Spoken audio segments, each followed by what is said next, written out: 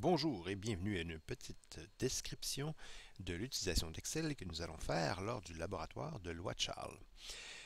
Excel est un chiffrier qui nous permet de transformer des données ou des chiffres en calculs et en graphiques de façon très efficace.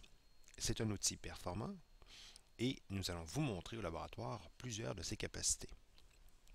Excel, chacune des cases qui est montrée là est désignée par une lettre et un chiffre, ce qui nous permet de procéder à la mise en place de formules qui font référence à certaines plages ou à certaines cellules ou à certains endroits dans un chiffrier.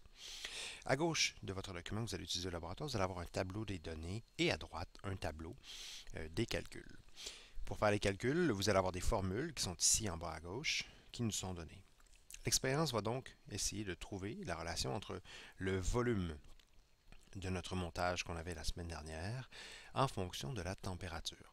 Et donc, différentes équipes ont travaillé à différentes températures et ce qu'ils ont observé, c'est que leur distance finale sur la règle variait en fonction de la température.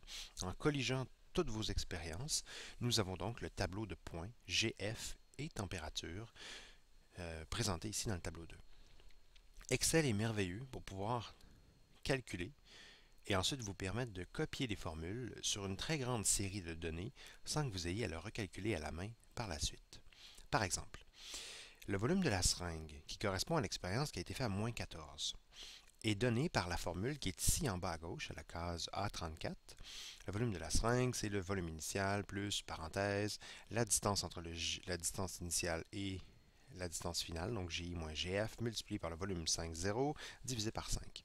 Vous pourriez faire ça pour chacune des valeurs des équipes et le calculer à la mitaine et l'écrire dans le tableau. Par contre, ce que Excel nous permet de faire, c'est d'écrire la formule qui va nous permettre de le calculer. Regardez en haut à gauche. On a dans la case F27 le 6,96 qui est affiché, mais caché derrière ça, il y a une formule qui nous a permis de calculer cette valeur-là. La formule, c'est la même que celle qui est présentée ici en bas, le volume de la seringue, mais elle a été traduite, cette formule-là, en case, colonne, cellule, qui rapporte les valeurs de VI, de GI, de GF, de V50, etc. À chaque fois qu'une valeur doit demeurer constante par rapport au volume initial, par exemple, le volume initial ici, c'est une constante qui est dans le tableau des données, eh bien, on va sélectionner la cellule et on va lui ajouter des dollars, des signes de dollars pour la garder constante. Lorsqu'une valeur doit changer, par exemple GF en mauve, eh bien, on le place, la lettre et le chiffre de la colonne, et on ne place pas de signe de dollar. Et ça, cette formule-là, de la façon dont elle est écrite, eh bien, ça nous permet, si on va en bas à droite d'une cellule, de recopier cette formule-là sur toute une colonne, que ce soit 10 ou un millier de données, et la formule s'adapte à la rangée où elle est rendue.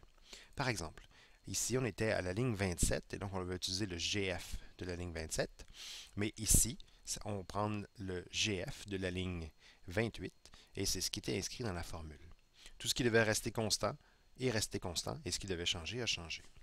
Vous allez donc remplir les données, remplir les colonnes, pardon, en effectuant les bons calculs. Par exemple, le V0, c'est une addition de 3 volumes, deux constantes qui sont le volume de tuyau et le volume de capteur, ici dans le tableau, et le volume de la seringue qui lui change, donné par la colonne, F, juste ici. Et donc, si on regarde le volume V0, sa formule, c'est la colonne de F qui varie, et les deux autres constantes qui vont demeurer constantes. Si on, par exemple, on traîne les deux colonnes, on a donc une colonne de volume et de température. Et ensuite, on peut sélectionner ces colonnes-là pour en faire un graphique. Et lorsque vous voyez le graphique que vous avez là, eh bien, si on change une donnée, par exemple, je vais changer de grandeur de tuyau, tout le graphique se modifie en conséquence. C'est la beauté de Excel. On peut changer une seule donnée et tout notre travail dans le chiffrier, que ce soit dans le calcul ou dans les graphiques, se retrouve ainsi modifié. Bonne préparation et à bientôt.